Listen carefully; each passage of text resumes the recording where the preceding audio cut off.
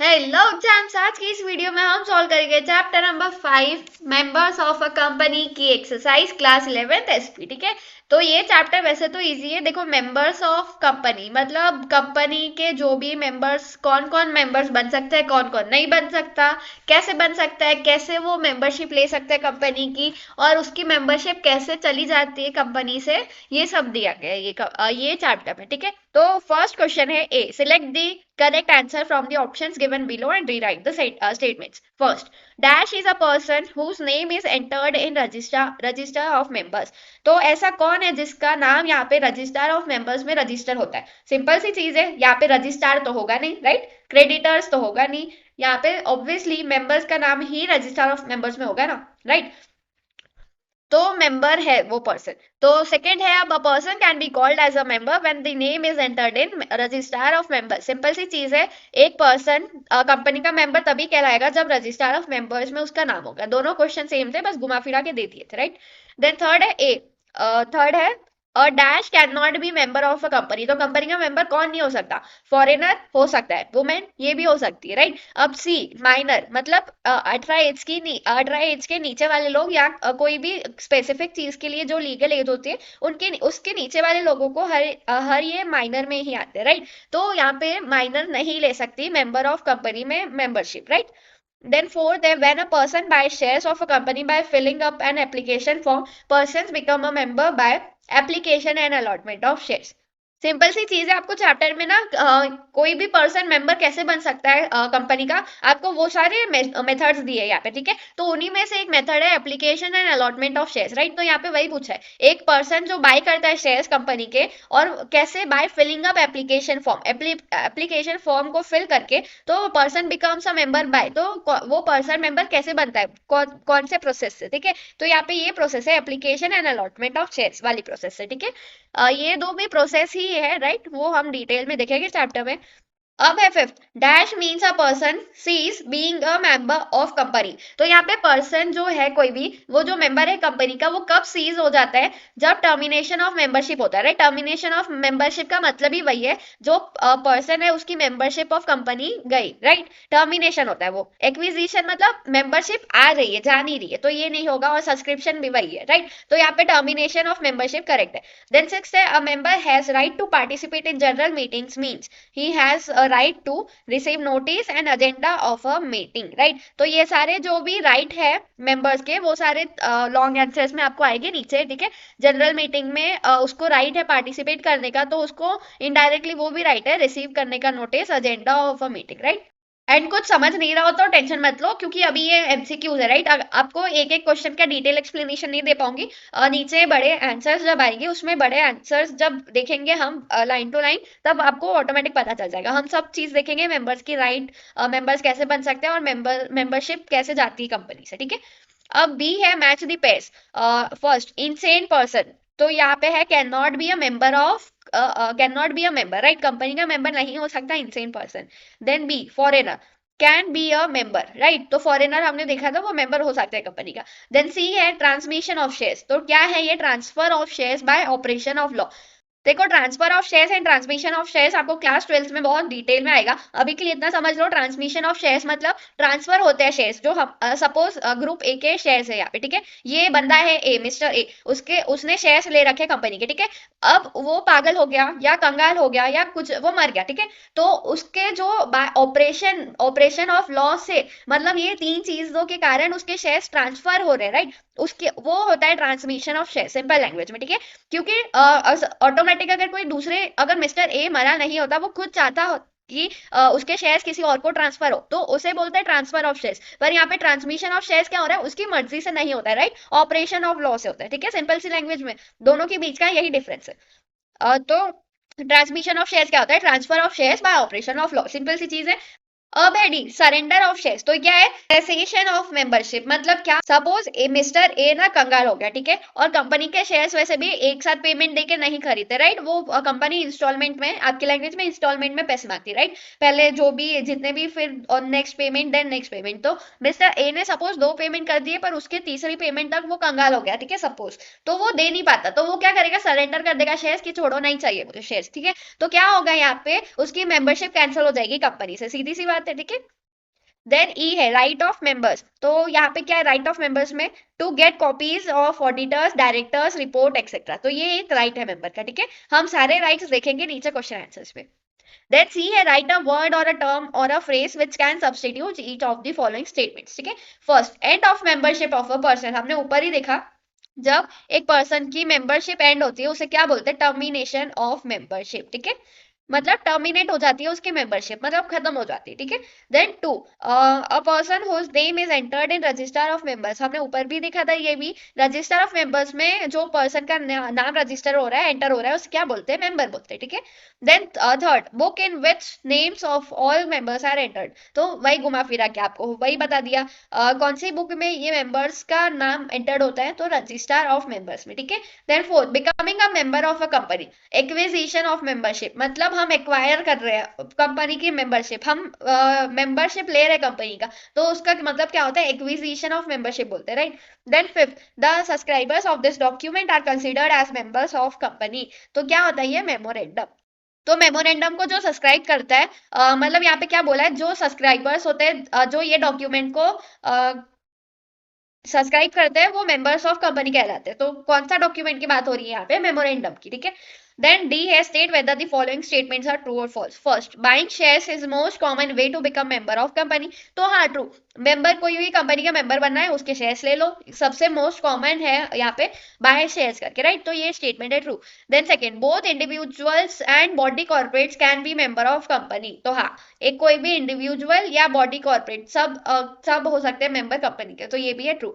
Then third, legal competency to enter into contracts is one of the criteria to become member of company, तो ये भी है true. Then fourth, limited liability partnership cannot be a member of a company, तो यहाँ पे है false क्योंकि यहाँ पे cannot बोला है, ठीक है। कर्ता of HUF मतलब Hindu undivided firm can be a member of company, तो हाँ ट्रू, ये हो सकते हैं, राइट। क्योंकि यहाँ पे बोला है ना, देखो both individuals and body corporates में वही आते हैं ना, ये लिमिटेड लाइबिलिटी पार्टनरशिप, ये हिंदू फैमिली बिजनेस, ये सब राइट, तो ये सारे बन सकते हैं as a member, right, company के, तो ये स्टेटमेंट भी है true. Then sixth, member of a company is confirmed with several rights, तो हाँ ट्रू, जो भी कंपनी का मेंबर होता है उसके राइट्स तो होते ही है of course, right. Then seventh, member is entitled to profits of company when dividend is declared, तो dividend जब डिक्लेयर होता है तो मेंबर उसका हकदार होता है, राइट, प्रॉफिट का, तो ये स्टेटमेंट भी है ट्रू। देन एट है, member of company can attend general and board meeting of company, तो मेंबर जो है वो कर सकते हैं क्या जनरल और बोर्ड मीटिंग कंपनी के, तो नहीं, क्योंकि यहाँ पे बोर्ड मीटिंग किसकी होती है, बोर्ड ऑफ डायरेक्टर्स की होती है, ठीक है, तो ये फॉल्स है। Then ninth, right to appoint directors is given to members, तो हाँ ट्रू, ये स्टेटमेंट है ट्रू, ठीक है, क्योंकि कंपनी के डायरेक्टर्स ये मेंबर्स ही, शेयर होल्डर्स मेंबर्स जो भी बोलो वही अपॉइंट करते हैं, राइट, उनकी राइट होती है। देन टेंथ है, minor can be the member of company, तो यहाँ पे है फॉल्स, हमने ऊपर ही देखा था, माइनर यानी क्या, कोई भी लीगल एज तक ना पहुंचा हुआ, कोई भी स्पेसिफिक चीजों में, फिलहाल के लिए ऐसे समझो 18 के अंडर, ठीक है, तो वो मेंबर नहीं बन सकता, 18 के बाद ही सारी लीगल राइट्स मिलते हैं हमें। Then E, find the odd one. First, subscribing to memorandum for feature of shares, application and allotment of shares. तो यहाँ पे subscribing to memorandum और application and allotment of shares दो मेथड है, यहाँ पे मेंबर कंपनी के मेंबरशिप लेने के, राइट, लेने के मतलब कंपनी के मेंबरशिप लेने के, ये दो मेथड है। और फॉरफीचर ऑफ शेयर्स मतलब क्या, हमारे शेयर्स फॉरफीचर कर रही है कंपनी, मतलब ले रही है हम अगर पैसे नहीं दे पाए तो, राइट। तो यहाँ पे मेंबरशिप कंपनी से जा रही है, राइट, तो बस वही, ये ऑड वन है दोनों में से। देन सेकंड है डेथ और insolvency of member, application and allotment of shares and surrender of shares, तो यहाँ पे भी सरेंडर ऑफ शेयर्स में और डेथ और इंसॉल्वेंसी ऑफ मेंबर में वही हो रहा है, मेंबरशिप कंपनी से जा रही है, राइट, हमारी कंपनी से मेंबरशिप जा रही है, तो ये दोनों यहाँ पे सेम है। और application and allotment of shares मतलब हमारी मेंबरशिप आ रही है कंपनी में, राइट, ये उसका प्रोसेस है, राइट, तो ये ऑड वन है यहाँ पे।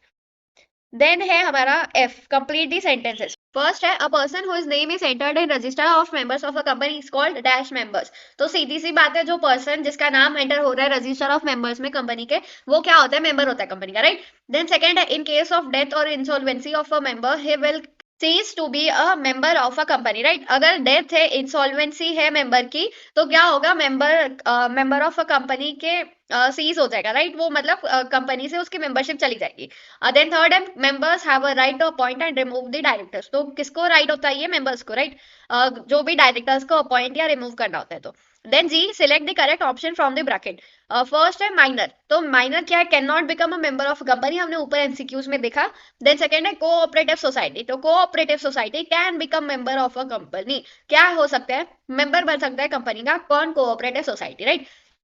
देन थर्ड है can hold shares in the name of partners, तो यहाँ पे पार्टनरशिप फॉर्म, सिंपल। आपको ये क्वेश्चन में ऑप्शंस भी दिए जाते हैं, इसलिए ये क्वेश्चन बहुत सिंपल हो जाता है, ठीक है। ये देन एच हम पीपीटी में करेंगे बाद में, अभी पहले करते हैं I. Correct the underline word and rewrite the following sentences. First, a minor can be a member of a company, तो यहाँ पे हमने देखा था कि माइनर कंपनी का मेंबर नहीं बन सकता, राइट, तो इसके बदले कर्ता ऑफ हिंदू अनडिवाइडेड फॉर्म लिख दिया, ठीक है। देन सेकंड है partnership form can be a member of company, तो कोऑपरेटिव सोसाइटी, यहाँ पे कोऑपरेटिव सोसाइटी लिख देना, ठीक है। तो यहाँ पे ना कैसे पार्टनरशिप फॉर्म कोई भी कंपनी के मेंबर नहीं बन सकते, राइट, यहाँ पे कोऑपरेटिव सोसाइटी बन सकती है, इसलिए यहाँ पे आएगा कोऑपरेटिव सोसाइटी, ठीक है। अब है H, answer in one sentences. First, which individuals can not become a member of company, तो कौन से इंडिविजुअल्स कंपनी के मेंबर नहीं बन सकते, तो इंडिविजुअल्स लाइक माइनर, ये माइनर नहीं बन सकता, right. Then insolvent person, insane person, मतलब जो कंगाल हो चुका है वो, जो पागल हो चुका है वो, and foreigner if provisions of foreign exchange management act 1999 do not allow to become a member, तो यहाँ पे देखो जो प्रोविजन है फॉरेन एक्सचेंज मैनेजमेंट एक्ट 1999 का, वो अगर अलाउ करता है तो फॉरेनर बन सकता है, अगर अलाउ नहीं करता तो फॉरेनर नहीं बन सकता, can not become a member of company. तो कौन कौन, minor, insolvent person, insane person and foreigner, अगर अलाउ करा तो ठीक है, अलाउ नहीं करा तो वो बन नहीं सकता, राइट, ये एक्ट के द्वारा। देन है second, what is common way of becoming the member of company, तो कॉमन वे कौन सा है, buying shares of a company is most common and easiest way of becoming a member of company, हमने MCQs में भी देखा था, राइट। शेयर्स बाय करो कोई भी कंपनी के तो वो मेंबर हो जाता है, ये मोस्ट कॉमन वे है, राइट, और इजी वे।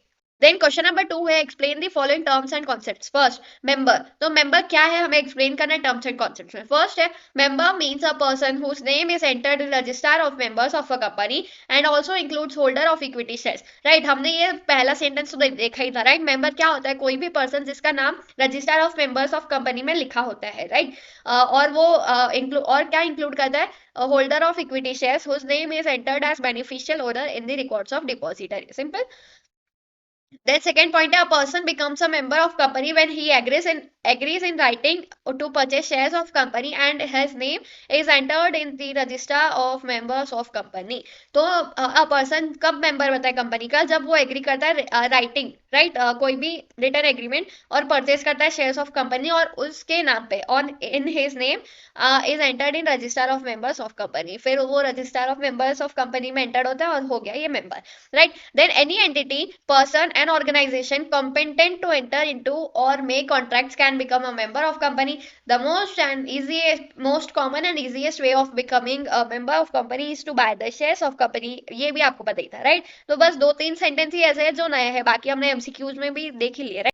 देन है सेकंड ट्रांसमिशन ऑफ शेयर्स, तो ट्रांसमिशन ऑफ शेयर्स मैंने आपको डिटेल में बताया था एमसीक्यूज में जब हम मैच रिपेयर्स कर रहे थे, राइट। ट्रांसमिशन क्या है मेनली, पहले अभी देखो अच्छे से देखो, सपोज मिस्टर ए है यहाँ पे एंड यहाँ पे दूसरा बंदा है बंटी नाम का, ठीक है, मिस्टर ए और यहाँ पे ये बंटी, ठीक है।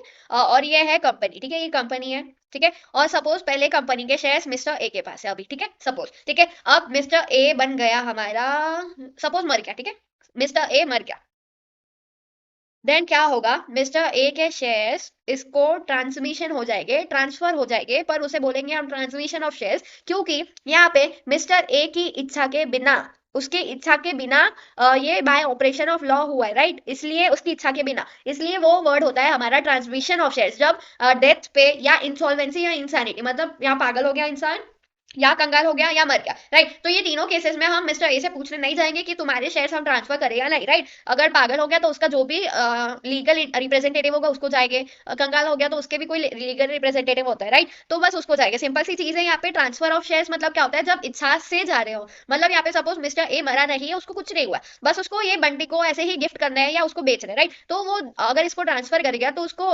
उसकी प्रोसेस को क्या बोलेंगे, ट्रांसफर ऑफ शेयर्स ही बोलेंगे, पर अगर उसकी इच्छा के बिना वो कर रहा है तो वो होगा ट्रांसमिशन ऑफ शेयर्स, ठीक है। सिंपल सी लैंग्वेज में ये एग्जांपल याद रखो अच्छे से, ठीक है। देन वर्ड पे लिखो, तो पहले क्या लिखेंगे, transmission of shares, refers to transferor passing of property or titles in shares by the operation of law from a member to his legal representative। यहाँ पे ट्रांसफरर कौन होता है, यहाँ पे ये मिस्टर ए जो होगा वो ट्रांसफरर होगा, राइट। और मिस्टर ये जो बंटी है वो क्या होगा, ट्रांसफरी, राइट। तो यहाँ पे सिंपल सी लैंग्वेज में क्या गिवन है, और ट्रांसमिशन ऑफ शेयर रिफर करता है जिसमें ट्रांसफरर करता है पासिंग ऑफ प्रॉपर्टी और टाइटल्स इन शेयर, या प्रॉपर्टी या टाइटल इन शेयर जो भी, कौन से प्रोसेस है, by the operation of law, right. ये है ऑपरेशन लॉ ऑफ लॉ, जब भी ट्रांसमिशन उसने किया from a member to his legal representative. Suppose ये मेंबर है और ये उसका लीगल रिप्रेजेंटेटिव, तो दोनों के बीच में ये जो प्रोसेस हुआ वो होता है ट्रांसमिशन ऑफ शेयर्स। जब मिस्टर ए को कुछ हो गया या कुछ भी, ठीक है, तो वो होता है बाय ऑपरेशन ऑफ लॉ, ठीक है, उसकी मर्जी से नहीं हो रहा है, मतलब ऑपरेशन ऑफ लॉ से हो रहा है, राइट। और ट्रांसफरर कौन होता है, मिस्टर ए। तो सिंपल सी लैंग्वेज में यहाँ पे वही गिवन है, मिस्टर ए सपोज मर गया, उसके ट्रांसफर हो रहे शेयर्स उसके लीगल रिप्रेजेंटेटिव को, बंटी जिसका नाम है, उसको हो रहे हैं, पर मिस्टर ए की इच्छा नहीं है यहाँ पे, राइट। उसको मतलब वो मर गया तो उसकी इच्छा ना इच्छा क्या फर्क पड़ता है, राइट। तो वो जब बाय ऑपरेशन ऑफ लॉ होता है वो उसे बोलते हैं transmission of share, simple. Then such an automatic transfer of shares takes place in the event of death, insolvency and insanity of shareholder। क्या बोला है यहाँ पे, ऑटोमेटिक ट्रांसफर जो जब शेयर्स हो रहे हैं टेक प्लेस कब होते हैं, जब इवेंट ऑफ डेथ होती है, या इंसॉल्वेंसी होता है, या इंसैनिटी होता है, राइट। या तो कंगाल हो गया, या मर गया, या पागल हो गया, ये तीनों केस में ऑटोमेटिक ट्रांसफर ऑफ शेयर्स होते हैं, राइट। अब किसको होते हैं, सपोज ये ए मिस्टर ए मर गया तो कोई भी रैंडम इंसान को हो जाएगी क्या, नहीं, क्योंकि देखो when the transmission of shares takes place the membership of original shareholder is terminated. तो जब ये ट्रांसमिशन ऑफ शेयर होता है तो मिस्टर ए की ओनरशिप जो है वो टर्मिनेट हो गई, मतलब खत्म हो गई। The legal representative in case of death, the official receiver in case of insolvency and administrator in the case of insanity becomes the member of company in the place of original share holder और member. Simple सी चीज है, मैंने जब भी बोला mister A suppose मर गया तो उसके शेयर्स कोई भी रैंडम इंसान को बेच देगी क्या, नहीं, राइट। किसको जाएंगे, जब डेथ होती है तो उसका जो भी लीगल रिप्रेजेंटेटिव होगा उसको ऑटोमेटिक ट्रांसफर हो गए, ठीक है।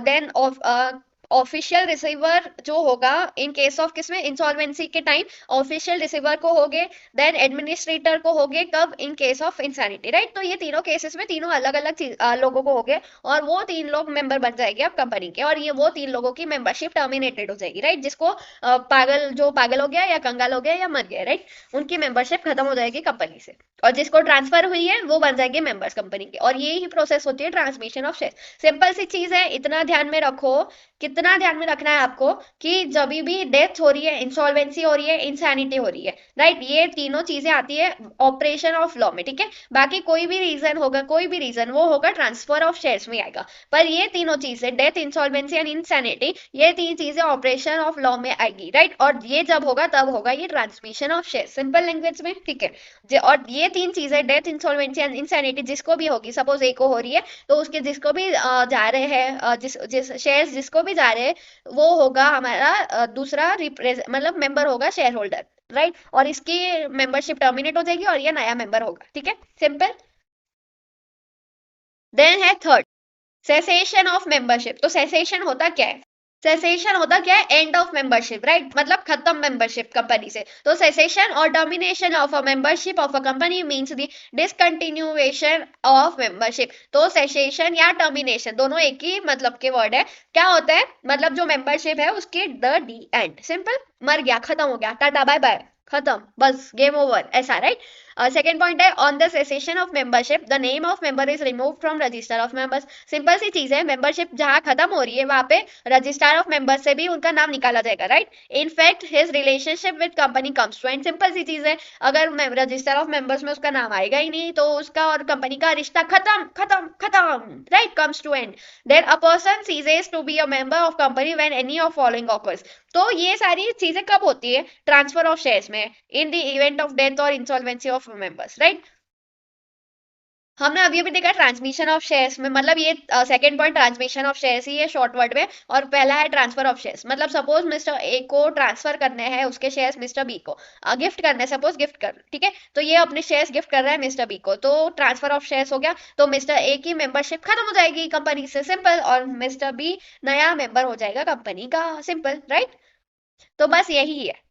देन 4 है एक्विजिशन ऑफ मेंबरशिप, मतलब हमने अभी देखा यहाँ पे मेंबरशिप की डी एंड, हम यहाँ पे देखेंगे स्टार्टिंग ऑफ मेंबरशिप कैसे होती है। Any person who is competent to enter into contract can become a member और acquire membership of company after fulfilling certain requirements for the membership in a company. तो कोई भी पर्सन जिसको contract में enter करना है वो बन सकता है मेंबर कंपनी का, फुलफिल करके certain criteria certain requirements of membership of company. ठीक है, सिंपल सी चीज है, एक्विजिशन मतलब एक्वायर करना, मेंबरशिप मतलब लेना, राइट, कंपनी की मेंबरशिप लेना। तो membership in a company can be acquired by any one of the following veg. अच्छा, यहाँ पे ना बहुत सारे वेज है कि आपको कंपनी का मेंबर बनना है तो कौन से वे में बनना है, राइट। तो ये सारे लॉन्ग आंसर्स नीचे क्वेश्चन आंसर्स में भी आएगा आपको, पर ऐसे शॉर्ट मतलब एक एक लाइन में अभी देख लो फटाफट। By subscription to memorandum of association, memorandum of association को सब्सक्राइब करके। देन सेकंड है by an application and the allotment of shares, हमने एमसीक्यू में देखा था, राइट। कौन सा प्रोसेस क्या है वो हम डिटेल में देख लेंगे चैप्टर में बाद में। अब थर्ड है by holding shares in dematerialize form, मतलब इलेक्ट्रॉनिक फॉर्म में। या फोर्थ है by agreeing to buy qualification shares. Then fifth है by transfer sale of shares, मतलब अगर मिस्टर बी को उसके मिस्टर ए के शेयर्स रिसीव हुए, राइट, तो ये हो गया ना एक्विजिशन ऑफ मेंबरशिप, मतलब बी बन गया ना मेंबर, राइट, तो ये भी एक प्रोसेस है। Then by succession transmission of shares, ये भी एक मतलब ट्रांसफर है तो ट्रांसमिशन भी है, राइट। देन सेवेंथ है by nomination in case of one person company, in the case of OPC the nominee becomes the sole owner in the event of death, insanity or insolvency of original owner। अच्छा, तो ये सारी चीजें है क्या, हम detail में long answers में देख लेंगे, ठीक है। तो बस ये वे थे सारे एक्विजिशन ऑफ मेंबरशिप करने के, मतलब मेंबरशिप लेने के कंपनी से, राइट। देन है फिफ्थ एलिजिबिलिटी ऑफ मेंबरशिप, तो क्या एलिजिबिलिटी होती है, तो the membership of a company is based on the written agreement between the member and a company. तो सिंपल सी चीज है, मेंबरशिप कंपनी की क्या है, एक रिटन एग्रीमेंट है, किसके बीच होगी, ऑफ कोर्स मेंबर और कंपनी के बीच। Then the since the membership is based on agreement contract, it is necessary that the person must be competent to contract according to the provision of Indian Contract Act 1872, right? Under section 11 of the Contract Act, every person is competent to contract who is age of majority and who is of sound mind and is not disqualified from the contracting by any law to which be subject, right. का मतलब क्या है, simple सी चीज है, कोई भी ऐसा इंसान जो डिस्क्वालिफाइड ना हो कॉन्ट्रैक्टिंग लॉ से, राइट। यहाँ पे जो इंडियन कॉन्ट्रैक्ट एक्ट 1872 है उसके प्रोविजंस बराबर फॉलो करे गए हो, कोई भी ऐसा इंसान ना हो जिसने डिस्क्वालिफाइड कर दी हो, राइट, तो ऐसा मेंबर एलिजिबल नहीं हो सकता। Then subject to provisions of Companies Act, Memorandum and Article of Association, any person is eligible to become a member of company as follows। तो क्या है, फर्स्ट इंडिविजुअल, तो इंडिविजुअल में कौन कौन आता है, a minor, insolvent and insane are not eligible to become a member of, foreigner can be a member of company subject to provision of FEMA 1999। तो हमने अभी अभी देखा था कि इंडिविजुअल्स में माइनर, इंसॉल्वेंट और ये सब नहीं बन सकते मेंबर, राइट। और यहाँ पे बी है organization, company, cooperative society limited, liability partnership, karta of Hindu undivided family and individual partners of a partnership firm are eligible for membership in company. तो यहाँ पे स्पेशली क्या बोला है, individual partners, right, individual partners membership ले सकते हैं। आपको ट्रू और फॉल्स में पार्टनरशिप फर्म आया था, तो पार्टनरशिप फर्म एलिजिबल नहीं होता, इंडिविजुअल पार्टनर्स ले सकते हैं पार्टनरशिप फर्म के, राइट, दोनों में फर्क है। तो यहाँ पे बस वही बोला है हमें कि कौन कौन ले सकता है कौन कौन नहीं ले सकता, राइट। पहले तो हमें बताया है कि कोई भी ऐसा इंसान जो डिस्क्वालीफाइड ना हो इंडियन कॉन्ट्रैक्ट एक्ट 1872 से, ये नहीं बन सकता, एलिजिबल ही नहीं है। देन कौन कौन कौन इंडिविजुअल्स में एलिजिबल है कौन नहीं है, राइट, तो ये सारी चीजें हमें यहाँ पे गिवन है। अब है question number 3, study the following case situation and express your opinion. यहाँ पे ये क्वेश्चन बहुत इजी आते हैं, 3 मार्क्स के लिए 3 क्वेश्चन पूछे जाते हैं, 3 आंसर दो और 3 मार्क्स ले जाओ, सिंपल सी चीज है। First, Mrs and mister A work in bank, ठीक है, मिस्टर मिसेस और मिसेस ए वर्क करते हैं बैंक में, they have a daughter named miss Z who is 11 years old, ठीक है। तो हमें क्वेश्चन पूछा है पहला, can Mrs and mister A invest in shares of company. तो यहाँ पे कुछ पांचट सी चीज पूछी है एकदम, misses and mister A can invest in shares of company, simple सी चीज है। यहाँ पे उन्होंने कोई क्लैरिफाई नहीं किया है कि उनका सिचुएशन ऐसा है वैसा है, मतलब वो ऐसे अनएलिजिबल है इनएलिजिबल है, ऐसा कुछ नहीं है, राइट। वो चुपचाप वर्क में बैंक में काम करते हैं, तो ऑफकोर्स वो शेयर्स ले सकते हैं कंपनी के, कोई डिफॉल्ट नहीं है उन्होंने। तो बस ठीक है, तो ये आंसर में इतना ही है। देन बी है, can they by shares in the name of their daughter Miss Z, तो यहाँ पे क्या बोला है, जो वो लोग बाय कर सकते हैं क्या शेयर्स उसके डॉटर के नेम पे, तो हाँ, Mrs and mister A as a guardian of Mrs Z their daughter can purchase shares on behalf of Miss Z in the name of Miss Z. ठीक है, देखो सिंपल सी चीज है, एज अ गार्डियन वो लोग उसके उनकी डॉटर के लिए परचेज कर सकते हैं शेयर्स उसके बिहाफ में, लेकिन ठीक है, ऐसा नहीं कि मिस जेड खुद ले सकती है शेयर्स, नहीं, वो सिर्फ 11 ईयर्स ओल्ड है, राइट, तो वो अंडर एज है, अभी 18 ईयर्स की नहीं है, तो वो ले नहीं सकती directly, but as a guardian ये लोग ले सकते हैं मिसेस जेड के नाम पे। ठीक है, सिंपल सी चीज है। देन सी है justify your answer in A and be in one sentence only, तो हमें सिर्फ जस्टिफाई करना है यहाँ पे ए और बी के जो भी क्वेश्चन है जिसके आंसर हमने दिए। तो Mrs. and Mr. A is a major and eligible to buy shares and their daughter and मतलब ये बी का है, ठीक है। तो मिसेस एंड मिस्टर ए क्या है, मेजर है, राइट, माइनर नहीं है, और एलिजिबल है बाय शेयर्स करने के, इसलिए वो ले सकते हैं, कंपनी में इन्वेस्ट कर सकते हैं, सिंपल सा चीज है, सिंपल सा justify. Then their daughter Miss Z who is 11 years old is a minor not eligible to buy shares, right. तो यहाँ पे हमने क्या बोला है, ये दोनों as a guardian Mrs Z के नाम पे ले रहे हैं, राइट, और यहाँ पे इसका जस्टिफाई हमने क्या किया, देयर डॉटर मतलब उनकी डॉटर जो है मिस जेड वो एलिजिबल नहीं है क्योंकि वो 11 ईयर्स ओल्ड है, इसलिए वो लोग गार्डियन ऐसा वो लोग ले सकते हैं। ठीक है, तो बराबर हो गया जस्टिफाई इसका, राइट। अच्छा देखो, अगर ना वीडियो समझ रही हो, वीडियो अच्छी लगी हो तो प्लीज लाइक कर दो और सब्सक्राइब कर दो चैनल को, ठीक है। एंड अगर कोई भी डाउट हो तो कमेंट्स में पूछ लिया करो, अच्छे से एक्सप्लेनेशन मिलेगा, not in one word, right, पूछ लिया करो बस। अब है second, Miss ABC is a partnership firm owned by doctor A, doctor B and doctor C. तो यहाँ पे तीन डॉक्टर ओन करते हैं पार्टनरशिप फर्म एबीसी नाम की, और यहाँ पे जो एमएस है ये क्या है आपको पता है? अच्छा अच्छा, जिसको पता है वो कमेंट करो अभी, और जिसको नहीं पता वो सुनो जनरल नॉलेज के लिए। जब जो पार्टनरशिप में एक से ज्यादा पार्टनर हो, राइट, दो से ज्यादा मतलब ज्यादा पार्टनर्स हो, सोल प्रोप्राइटर नहीं हो, वहां पे ये मिस यूज करते हैं, मिस्टर का प्लूरल फॉर्म है ये मिस, राइट, इसे प्रोनाउंस भी MIZ मिस करते हैं। ठीक है, कमेंट में बताना किस किस को पता था ये, ठीक है। तो यहाँ पे देखो क्या है, partnership firm ABC partnership firm है जो ओन करते हैं doctor A, doctor B and doctor C, ठीक है। तो the doctors want to invest the profits of ABC in the shares of company. तो एबीसी पार्टनरशिप फर्म का प्रॉफिट इन लोगों को इन्वेस्ट करना है किसमें, शेयर्स ऑफ कंपनी में, ठीक है। तो फर्स्ट क्वेश्चन हमें क्या पूछा है, can miss ABC by the shares of company.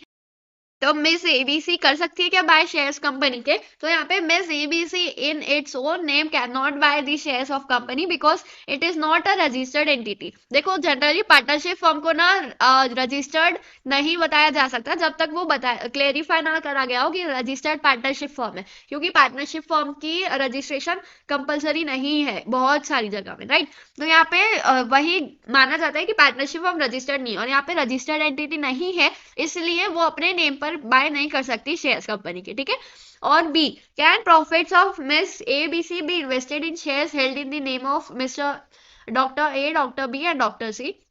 तो profits of Miss ABC partnership firm can be invested in the shares of company in the name of Dr. A, Dr. B or Dr. C individually because a partnership firm can hold shares of a company in the individual's name of partners। तो यहाँ पे क्या बोला है कि जो profit है miss ABC का वो इन्वेस्ट हो सकता है क्या शेयर्स में, किनके नाम पर, डॉक्टर ए, डॉक्टर बी या डॉक्टर सी के नाम पर, राइट। तो पर पैसा कहाँ से है, मिस एबीसी का ही है, मतलब पार्टनरशिप फर्म का ही, राइट। तो हमने देखा था, राइट, यहाँ पे एक्विजिशन ऑफ मेंबरशिप में भी कि जो पार्टनरशिप के इंडिविजुअल पार्टनर्स है वो इंडिविजुअली कर सकते हैं, होल्ड कर सकते हैं शेयर्स, राइट। तो बस वही लिखा है यहाँ पे कि जो मिस एबीसी पार्टनरशिप फॉर्म कर सकते हैं इन्वेस्ट शेयर्स पे कंपनी के ए बी सी डॉक्टर के नाम पे इंडिविजुअली, राइट। देन सी है, are the doctors eligible to invest in shares of company. तो the doctors individually are eligible to invest their profits in the share of company. Simple सी चीज थी यहाँ पे, ठीक है। देखो ये केस स्टडी ना थोड़ी सी घुमा फिरा के आती है आपका नॉलेज टेस्ट करने के लिए, ठीक है, तो थोड़ा दिमाग लगा के लिखना पड़ता है ये सब, राइट। अब है हमारा third situation, Zen limited has some investable profits, right. तो जेन लिमिटेड में क्या है, इन्वेस्टेबल प्रॉफिट्स है, ठीक है। Please guide Zen limited with respect to the following. तो हमें क्या बोला है यहाँ पे, जेन को फॉलो करो। जेन लिमिटेड क्या है, कंपनी है, उसके पास प्रॉफिट्स है इन्वेस्ट करने के लिए, अब हमें उनको गाइड करना है। देखो हम कितने नॉलेजेबल बन के हमसे ये गाइडेंस मांग रहे हैं, देखो भाई तालियां बजाओ खुद खुद के लिए, राइट। हम अब थोड़ा सा ज्ञान देंगे जेन लिमिटेड को कि क्या करना चाहिए क्या नहीं, ठीक है। पहला क्वेश्चन है जेन लिमिटेड का कि can Zen limited invest in the shares of itself. तो Z limited company can not invest investable profits in its own shares, तो अपने ही ओन शेयर्स में कंपनी इन्वेस्ट नहीं कर सकती। देन बी है can Z limited invest in the shares of ten limited, तो यहाँ पे टेन लिमिटेड दूसरी कंपनी आ गई, तो उसमें इन्वेस्ट कर सकती है क्या? तो जेड लिमिटेड कंपनी, हाँ भाई, तू can invest it's investable profit in the shares of 10 limited company only if its memorandum of association authorized it to do so। तो memorandum of association किसका? Z लिमिटेड का। Z लिमिटेड का अगर memorandum of association authorise कर रहा है कि तुम दूसरी कंपनी में इन्वेस्ट कर सकते हो इन्वेस्टेबल प्रॉफिट, तो तुम करो, बिंदास करो, पर अगर नहीं लिखा मेमोरेंडम में तो मत करो। सिंपल सी चीज है, ठीक है। हमने सलाह दे दी अच्छी खासी। देन सी क्वेश्चन पूछा हमें जस्टिफाई योर आंसर, हमें अब जस्टिफाई करना है, हमें जेन लिमिटेड को अब डिटेल में बताना है थोड़ा सा कि हमने ऐसा सलाह क्यों दिया।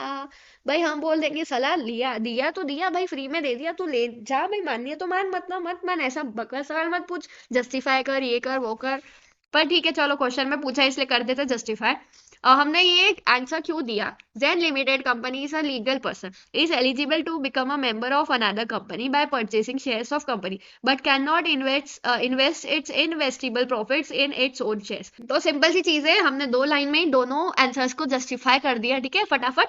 कि जेन लिमिटेड, देख भाई सुन, क्या दिक्कत है देखो, देख सपोज तू कंपनी है, सपोज क्या मतलब, तू कंपनी है जेन लिमिटेड, ठीक है, तो एक लीगल पर्सन है, एलिजिबल है become a member of another company, मतलब दूसरी कंपनी का तू मेंबर बन सकता है परचेज शेयर करके, वो तू कर भले, पर तू खुद की कंपनी में नहीं कर सकता इन्वेस्टेबल प्रॉफिट उसके ओन शेयर्स पे, वो can not invest, you can not, तो वो नहीं कर सकता। बस सिंपल सी चीज है। जेन लिमिटेड हमने तुझे सलाह दे दी, तू अब निकल, कब से बकबक कर रहा है, ठीक है चलो निकलो। जेन लिमिटेड निकल गया, हमने सलाह दे दी, खत्म, हमारा 3 मार्क्स हमें मिल जाएंगे।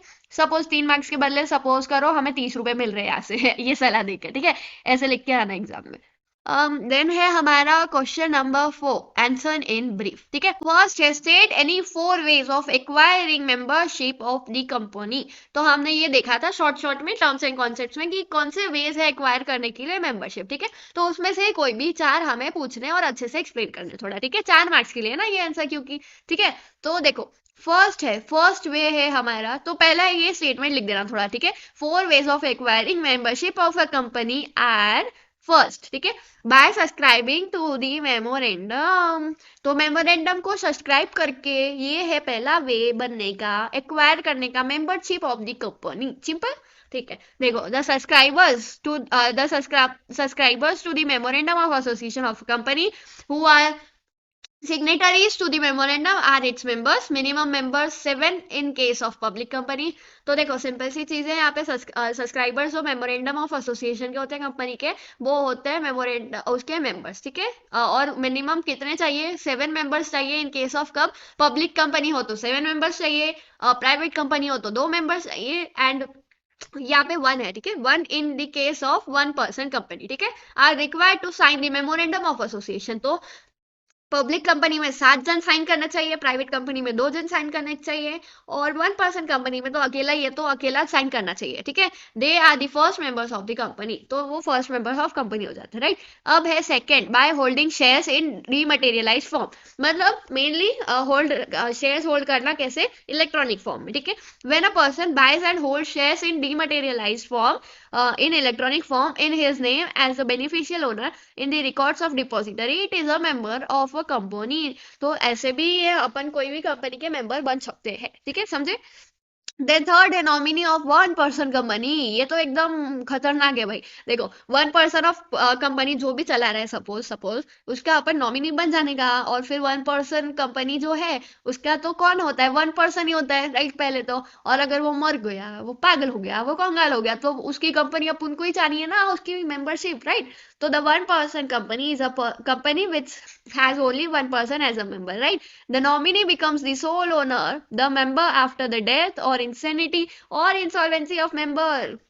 तो वही बोला है यहाँ पे, जो अपन नॉमिनी होते हैं 1 पर्सन कंपनी के, सपोज अगर नॉमिनी है, यहाँ पे सपोज ए है मिस्टर, और यहाँ पे मिस्टर बी, ठीक है, और यहाँ पे ए है 1 पर्सन कंपनी का मेंबर फिलहाल, ठीक है। और मतलब ए टपक गया, फिर टपक गया, ऊपर चला गया, फिर ये बी जो है उसका नॉमिनी वही बन जाएगा मेंबर और 1% कंपनी का, सिंपल। फोर्थ है हमारा बाय ट्रांसमिशन ऑफ शेयर्स। तो क्या है, the passing of ownership of shares from one share holder to another by operation of law is called the transmission of shares. हमने अभी अभी देखा था ये सिंपल सा 65 सा पॉइंट कि मरने पे, इंसैनिटी पे, इंसॉल्वेंसी पे क्या होता है, ट्रांसमिशन ऑफ शेयर्स होता है। तो जो भी सपोज मिस्टर ए है तो यहाँ पे मिस्टर बी है, तो यहाँ पे इसका मेंबरशिप तो कट रहा है राइट, पर ये इसको तो एक्वायर हो रहा है ना मेंबरशिप, और हमें यहाँ पे वही तो पूछा है ना, 4 वेज कर बताना है एक्वायरिंग मेंबरशिप, मतलब मेंबरशिप लेने का वो 4 वेज कैसे ले सकते कंपनी के, राइट।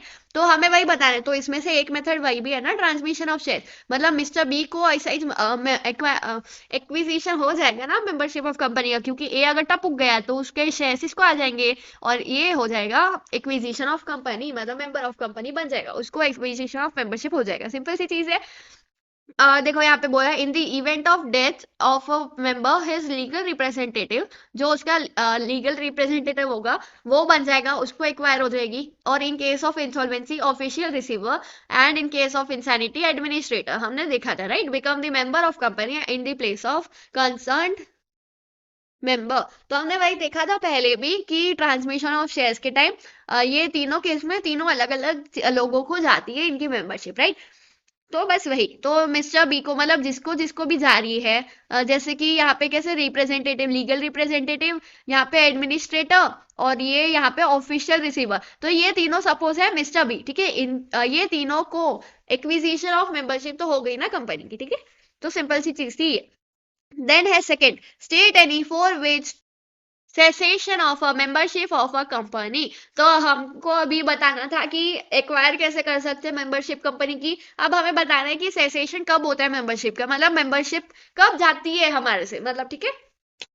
तो देखो सबसे पहला है first, forfeiture of shares. Simple सी चीज है, अगर मैंने बोला था ना कंपनी कैसे इंस्टॉलमेंट में पेमेंट लेती है, ठीक है कंपनी, और ये है मेंबर, ठीक है कंपनी का, और वो इंस्टॉलमेंट में लेगी पैसे, राइट, कंपनी धीरे धीरे, पहले तो 40 रुपया दे, फिर 50 दे, फिर 30 दे, और फिर मेंबर आखिरी में कंगाल हो गया सपोज, और उसके वो 10 रुपये देना है कंपनी को, और वो दे नहीं पाया, ठीक है, सपोज फॉर एग्जाम्पल, इतना कंगाल तो कोई भी नहीं होता, पर फॉर एग्जाम्पल वो 10 रुपये कंपनी को देना है पर वो दे नहीं पाया, तो कंपनी क्या करेगी, मेंबर के जो शेयर्स है वो फॉर फीचर कर देगी, मतलब ले लेगी उससे फिर से, और उसकी मेंबरशिप कैंसल कर देगी, कैंसल कैंसल कैंसल कैंसल।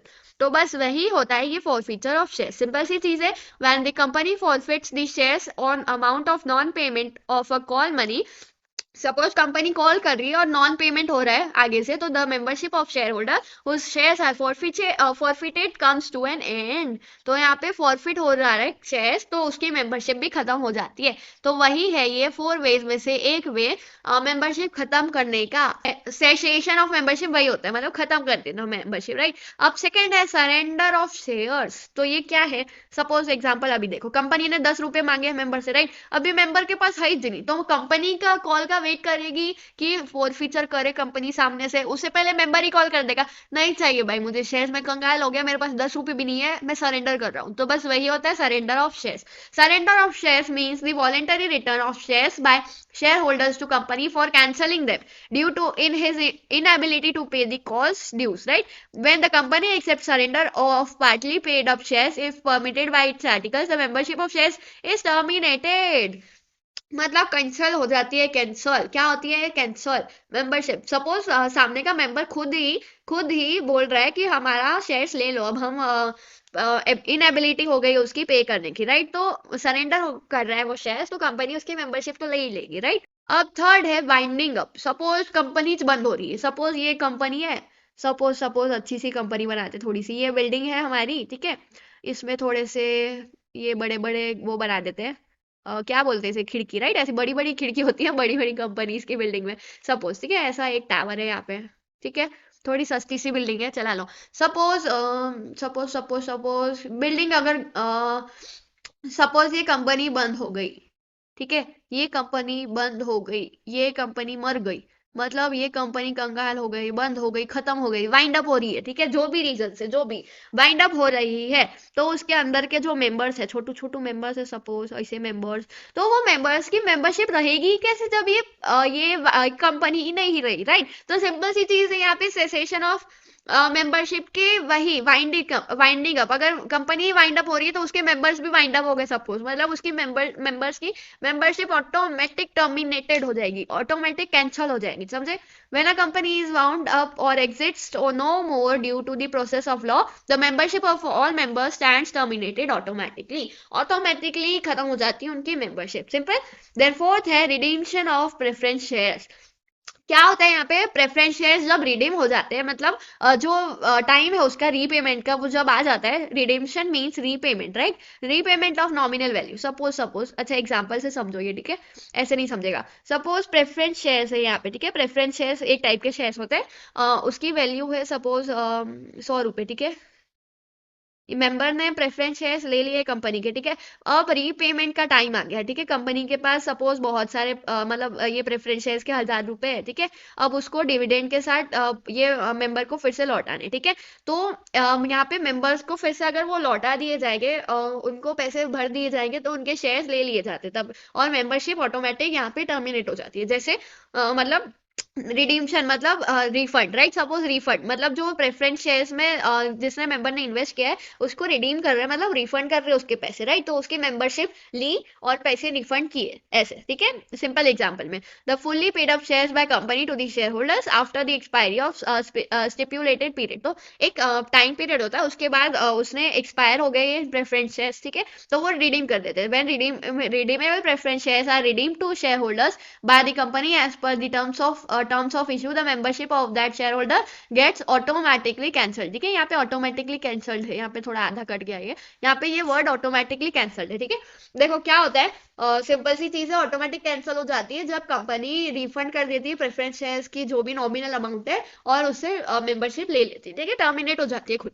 ये थे 4 वेज, ठीक है, खत्म होने के मेंबरशिप कंपनी के। और पता, अच्छा देखो, और 2 गेस कर सकते हो आप कमेंट्स में, सिर्फ कोई भी बिना बुक देखे कोई भी दो रीजंस और गेस करके दिखाओ, ये 4 हुए, राइट, और 2 बहुत इजी है, और ये आंसर से रिलेटेड है, मैं बता रही हूँ, देखो, acquiring of membership of company, यहाँ पे जो 4 वेज है ना, उसमें से ही 2 वेज है यहाँ पे मेंबरशिप खत्म करने के लिए भी, देखो, कुछ दिमाग लगाओ, थोड़ा सा दिमाग लगाओ। अच्छा, और एक हिंट देती हूँ, यहाँ पे ये जो है ना ये वाला बाय ट्रांसमिशन ऑफ शेयर, और एक है यहाँ पे, और वो थोड़ा सा दिमाग लगा लो आप, मैं मुझे कोई भी 2 वेज बताओ, कोई भी 2 वेज, नेक्स्ट, ठीक है, जिसने बता दिया उसको बढ़िया पिन कर दूंगी कमेंट सेक्शन में, राइट, और अच्छे से बताना, और रीजन के साथ, एक लाइन रीजन हो तो एक लाइन रीजन पर बताना, ठीक है। देखो थोड़ा सा आपका दिमाग कैसे चलता है, ठीक है, थोड़ा सा चलाओ, ठीक है, ऐसे ही आएगा आंसर फिर, और वो थोड़ा सा दिमाग में जोर डालोगे ना, वो आपको एग्जाम तक क्या जिंदगी भर याद रहेगा, थोड़ा सा दिमाग में जोर लगाओ, बुक में मत देखना, कोई भी 2 नेक्स्ट रीजंस बता दो। अब थर्ड है state the rights of members with regard to participation in general meeting, तो हमें यहाँ पे बताने हैं राइट्स मेंबर्स के, ठीक है, मेंबर्स के क्या क्या राइट होते हैं, rights of members with regard to participation in the annual general meeting, कौन से है, फर्स्ट है the members have the right to receive notice, agenda and circulars of all general meetings। Simple सी चीज है यहाँ पे, मेंबर्स के राइट मतलब क्या होते हैं, जो मेंबर्स है कंपनी के, वहां पे उनके क्या क्या राइट्स होते हैं, कब, पार्टिसिपेशन इन जनरल मीटिंग के टाइम, राइट, क्या क्या राइट्स होते हैं, वो कंपनी के मेंबर्स है, राइट, उनकी राइट्स तो होगी ही, राइट, तो यहाँ पे वही बताना है हमें कि क्या क्या राइट्स है। तो मेंबर के पहला राइट होता है रिसीव नोटिस करने का, मतलब जनरल मीटिंग पार्टिसिपेशन में अगर नोटिस ही रिसीव नहीं करेगा मेंबर, तो वो आएगा कैसे जनरल मीटिंग में, राइट, तो पार्टिसिपेशन इन जनरल मीटिंग में, मतलब जनरल मीटिंग क्या, कंपनी की एक मीटिंग होती है, राइट, तो यहाँ पे मेंबर्स की राइट होती है कि जब भी जनरल मीटिंग हो तभी उसका राइट है रिसीव नोटिस करने का, कि मीटिंग का क्या एजेंडा है वो करने का, सर्कुलर्स करने का of all general meeting, simple सी चीज है। देन सेकंड राइट है they have the right to attend all annual general meetings of the company in person और बाय प्रॉक्सी, तो बाय प्रॉक्सी भी वो लोग अटेंड कर सकते हैं या खुद भी आके अटेंड कर सकते हैं, ठीक है, और वो उनका राइट है, कोई भी उनको बोल नहीं सकता कि ये कंपनी में तू मत आ, अब थर्ड है, they have the right to speak and express their opinions on the issues और matters under discussion in the meetings, right. तो अंदर जो भी मैटर डिस्कस हो रहा है उनमें उनको राइट है स्पीक करने का, एक्सप्रेस करने का उनके ओपिनियन, राइट। देन फोर्थ है, they have the right to vote on the resolution and proceedings in person और बाय प्रॉक्सी। देन वोट करने का भी राइट होता है, जो भी रेजोल्यूशन पास हो रहा है, जो भी प्रोसीडिंग पास हो रही है, प्रॉक्सी के द्वारा भी या इन पर्सन भी। देन फिफ्थ है, the members have the right to demand poll and vote at poll, right. तो वोटिंग के भी बहुत सारे अलग डिफरेंट वेज होते हैं कंपनी में, जनरल मीटिंग में। तो यहाँ पे ये लोगों की ये भी राइट है कि वो लोग डिमांड कर सकते हैं, ठीक है। देन सिक्स्थ है, they have the right to call an extraordinary general meeting if the need arises. मतलब अगर कोई नीड आ रही है तो वो लोग कॉल कर सकते हैं एक्स्ट्रा ऑर्डिनरी जनरल मीटिंग, ठीक है। जनरल मीटिंग से थोड़ी सी ऊपर वाली मीटिंग, तो एक्स्ट्रा ऑर्डिनरी, ठीक है।